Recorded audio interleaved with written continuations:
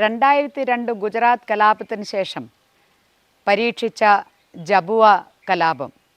ആ ജബുവ കലാപത്തിന് ശേഷം അതിൽ നിന്നും ഒന്നുകൂടി ചില തന്ത്രങ്ങൾ മാറ്റിക്കൊണ്ട് 2008 കന്ധമഹലിലേക്ക്, ഒറീസയിലെ കന്ധമഹലിലേക്ക് സംഘപരിവാർ കടന്നു വന്ന് അവിടെ വർഗീയ കലാപം ക്രിയേറ്റ് ചെയ്ത് അവിടെ നടത്തിയ വർഗീയ കലാപം. ആ വർഗീയ കലാപത്തിൽ അവിടെയുള്ള മുഴുവൻ കന്ധമഹലിലെ മുഴുവൻ ക്രിസ്തീയ സ്ഥാപനങ്ങളും അതുപോലെ തന്നെ ആരാധനാലയങ്ങളും അവരുടെ ആശുപത്രികളും സ്കൂളുകളും ഹോസ്റ്റലുകളും എല്ലാം തന്നെ തകർത്ത് അവരെ എല്ലാം നിരാലംബരാക്കിയ ഒരു കലാപമാണ് സംഘപരിവാർ 2008 അതിൻ്റെ അവസാനം ആഗസ്റ്റ് സെപ്റ്റംബർ മാസങ്ങളിൽ കന്ധമഹലിൽ അഴിച്ചുവിട്ടത്. ആ കലാപഭൂമിയിലേക്ക് കടന്നു ചെന്ന് ഞാൻ നേരിട്ട് കണ്ട കാര്യമെന്ന് പറഞ്ഞാൽ ക്രിസ്ത്യൻ സ്ത്രീകളെയൊക്കെ കയ്യിൽ പിടിച്ച് വലിച്ചിഴച്ചു കൊണ്ടുപോയി വയലിലേക്ക് കൊണ്ടുപോയി അവരുടെയൊക്കെ തന്നെ കഴുത്തിലും കാലിലുമൊക്കെ തന്നെ ഉണ്ടായിരുന്ന അവരുടേതായ ആഭരണങ്ങളെല്ലാം വലിച്ചു മാറ്റിക്കൊണ്ട് അവരുടെ നെറ്റിയിൽ തിലകം ചാർത്തിക്കുകയും അവരുടെ കയ്യിലും മഞ്ഞ ചരട് കെട്ടിക്കുകയും അങ്ങനെ ഗർവാപ്പസി നടത്തുന്നത്, പുരുഷന്മാരുടെ തല മുണ്ടനം ചെയ്തുകൊണ്ട് അവരെ അവഹേളിക്കുന്നത്, ആ രീതിയിലുള്ള വലിയ തോതിൽ ഗർവാപ്പസി എന്ന് പറഞ്ഞുകൊണ്ട് ക്രിസ്ത്യാനികളുടെ അവരുടെ ആ അവകാശത്തെയെല്ലാം ഹനിക്കുന്ന കാഴ്ച, അത് എത്രമാത്രം വേദനാജനകമായിരുന്നു നേരിൽ കണ്ടവർക്ക് നേരിൽ കണ്ടെങ്കിൽ മാത്രമേ അത് മനസ്സിലാകുകയുള്ളൂ.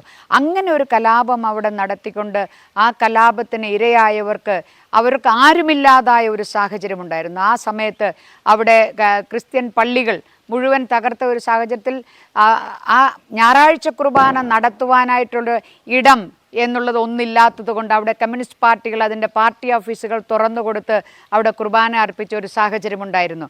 അവിടെ ആ കലാപത്തിലേർപ്പെട്ടവർക്ക് വർഷങ്ങൾ കഴിഞ്ഞിട്ടും അവരുടെ ഒരു പരിപൂർണമായ പുനരധിവാസം എന്നത് അവിടെ നടത്തിയിട്ടില്ല. അവിടുത്തെ BJD ഗവൺമെൻറ് ആയിരുന്നാലും ശരി, BJPയുടെ ഒപ്പം നിന്നപ്പോഴായിരുന്നാലും ശരി, BJPയെ വിട്ടു നിന്നപ്പോഴായാലും ശരി, ആ കലാപത്തിനിരയായ ഇരകൾക്ക് അവരുടെ പുനരധിവാസം എന്നുള്ളത് ഇന്നും പലർക്കും അതൊരു വലിയ മരീചികയായി നിൽക്കുകയാണ്. ഇത്തരം കലാപങ്ങൾ ആ കലാപത്തിനിടയിലാണ് ഒരു കന്യാസ്ത്രീകളെ പോലും അവിടെ ഈ സംഘപരിവാർ കലാപകാരികൾ വെറുതെ വിട്ടില്ല. സംഘപരിവാരാൽ തുരത്തപ്പെട്ട് കൊണ്ടുവന്ന ഒരു കന്യാസ്ത്രീ രക്ഷയ്ക്കായി 2 പോലീസുകാർ, കലുങ്കിലിരുന്ന പോലീസുകാരുടെ ഇടയിലേക്ക് അവൾ കടന്നിരിക്കുകയാണ്. അങ്ങനെ കടന്നിരുന്ന അവർ ഇരിക്കുമ്പോഴാണ് ഈ കലാപകാരികൾ അവിടേക്ക് കടന്നു വന്നപ്പോൾ ആ കലാപകാരികളുടെ കൈകളിലേക്ക്, സംഘപരിവാർ ഗുണ്ടകളുടെ കൈകളിലേക്ക് ഈ കന്യാസ്ത്രീയെ പിടിച്ച് ഈ പോലീസുകാർ തന്നെ കൊടുക്കുകയും ആ പോലീസിൻ്റെ സാന്നിധ്യത്തിൽ തന്നെയാണ് അവളുടെ വസ്ത്രമെല്ലാം അഴിച്ചു മാറ്റി നഗ്നയാക്കിയ റോഡിലൂടെ നടത്തുകയും അവളെ ലൈംഗികമായി ആക്രമിക്കുകയും ഒക്കെ ചെയ്തത്. ആ കന്യാസ്ത്രീയുടെ മൊഴിയെടുക്കാൻ പോലും അവിടെ ഉണ്ടായിരുന്ന BJD ഗവൺമെൻറ്റിന് നിസ്സഹായരായി നിൽക്കേണ്ട ഒരു സാഹചര്യം. അത്ര ശക്തമായിരുന്നു അവിടെ സംഘപരിവാർ ഗുണ്ടകൾ അഴിഞ്ഞാടിയത്. അതിനെ കൺട്രോൾ ചെയ്യാൻ BJD ഗവൺമെൻറ് അന്ന് അവിടെ പരാജയപ്പെട്ടിരുന്നു. അതുകൊണ്ടാണ് അവിടെ പോലീസ് സ്റ്റേഷനിലോ അല്ലെങ്കിൽ കോടതിയിലോ തെളിവുകളൊന്നും ഈ കന്യാസ്ത്രീയുടെ മൊഴിയെടുക്കാൻ സാധിക്കാതിരുന്നത്. കോടതിയിലെത്തിയാൽ അവിടെ ജഡ്ജിയുടെ ചേംബർ പോലും കൈയടക്കുന്ന ചെയർ പോലും, ജഡ്ജിയുടെ കസേര പോലും കൈയടക്കി സംഘപരിവാറിൻ്റെ ഗുണ്ടകൾ അവിടെ നേരത്തെ തന്നെ ആ കോടതി വളപ്പ് മുഴുവനും കീഴടക്കിയിരുന്ന സാഹചര്യമായിരുന്നു. അങ്ങനെയാണ് അവരെ ഡൽഹിയിലേക്ക് കൊണ്ടുവരികയും ഡൽഹിയിൽ വെച്ച് അവരുടെ മൊഴിയെടുക്കുകയും ചെയ്തത്. അതിന് എല്ലാ മുതിർന്ന പോലീസ് ഉദ്യോഗസ്ഥരും ഡൽഹിയിലേക്ക് വന്ന് അവിടെ ഞങ്ങളോടൊപ്പമാണ്. എനിക്ക് വളരെ സന്തോഷത്തോടെ അഭിമാനത്തോടെ പറയാൻ പറ്റും, സംഘപരിവാറിനാൽ ആക്രമിക്കപ്പെടുന്ന, ഫാസിസ്റ്റ് ഫോഴ്സിനാൽ ആക്രമിക്കപ്പെടുന്ന അതിൻ്റെ ഇരകൾക്ക്, അതിൻ്റെ വിക്ടിംസിന് അവർക്ക് സഹായവുമായി എന്നും നിന്നിട്ടുള്ളത് ഇടതുപക്ഷവും സ്ത്രീകളോടൊപ്പം നിന്നിട്ടുള്ളത് ഇടതുപക്ഷ മഹിളാ പ്രസ്ഥാനങ്ങളുമാണ്.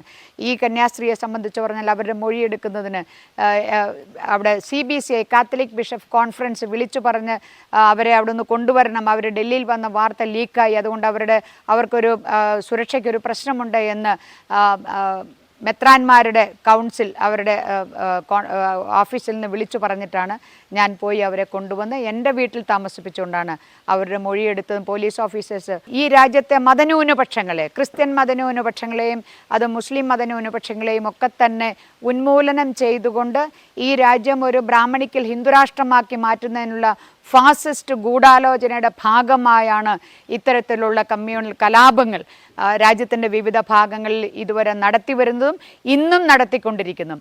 ഈ ഫാസിസ്റ്റ് ഗവൺമെൻറ് എപ്പോഴും ശ്രമിക്കുന്നത് ഈ രാജ്യത്തെ ഒരു ബ്രാഹ്മണിക്കൽ ഹിന്ദു രാഷ്ട്രമാക്കി മാറ്റുന്നതിന് വേണ്ടി തന്നെയാണ്. അതുമാത്രമാണ് ആ യാഥാർത്ഥ്യം തിരിച്ചറിയണം ഈ രാജ്യത്തെ സ്നേഹിക്കുന്നവർ, ഈ രാജ്യത്തിൻ്റെ മതേതരത്വത്തെയും ജനാധിപത്യത്തെയും സ്നേഹിക്കുന്നവർ എന്ന് മാത്രമല്ല സ്വന്തം മതത്തെ വിശ്വസിക്കുന്ന ആരായിരുന്നാലും ശരി, അത് മതന്യൂനപക്ഷങ്ങൾ പ്രത്യേകിച്ച്, അവർ കാണേണ്ടത് ഈ ഫാസിസ്റ്റ് ഗൂഢതന്ത്രത്തിൻ്റെ ഭാഗമാകാതെ, ആ കെണിയിൽ വീഴാതെ, പെട്ടെന്നുള്ള ഒരു ദേഷ്യത്തിന് എന്തെങ്കിലും ഒരു പ്രതികരണം നടത്തിയാൽ അതിൻ്റെ പ്രത്യാഘാതം എത്രമാത്രം വലുതായിരിക്കുമെന്ന് മനസ്സിലാക്കി ഫാസിസ്റ്റുകളുടെ കെണിയിൽ വീഴാതിരിക്കാനുള്ള പക്വത എല്ലാവരും കാണിക്കണം. അത് രാഷ്ട്രീയ പാർട്ടികളായിരുന്നാലും ജനാധിപത്യ മതേതര പാർട്ടികളായിരുന്നാലും അതുപോലെ തന്നെ ഈ രാജ്യത്തെ മതന്യൂനപക്ഷങ്ങളായാലും ആ പക്വത കാണിക്കേണ്ട കാലമാണിത്. ഇക്കാലത്ത് ഫാസിസത്തിനെതിരായി പോരാടുന്നത് ഈ രാജ്യത്തെ ഇടതുപക്ഷമാണ്. ആ ഇടതുപക്ഷത്തോടൊപ്പം ചേർന്ന് നിന്നുകൊണ്ട് ഒരുമിച്ച് നിന്നാൽ ഈ രാജ്യത്തിൻ്റെ മതേതരത്വവും ജനാധിപത്യവും സംരക്ഷിക്കാനാവുമെന്ന കാര്യത്തിൽ യാതൊരു സംശയവുമില്ല.